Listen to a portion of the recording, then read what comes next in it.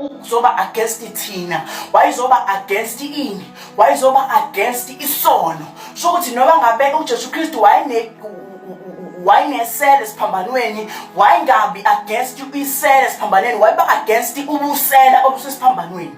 This is why today kunzima ukushumayeza abantu abonayo, because abantu abonayo they believe ukuthi we are against izono zabo, but we are against ubona ezizoni, but we are not against bona ezizoni, we are against lezazono.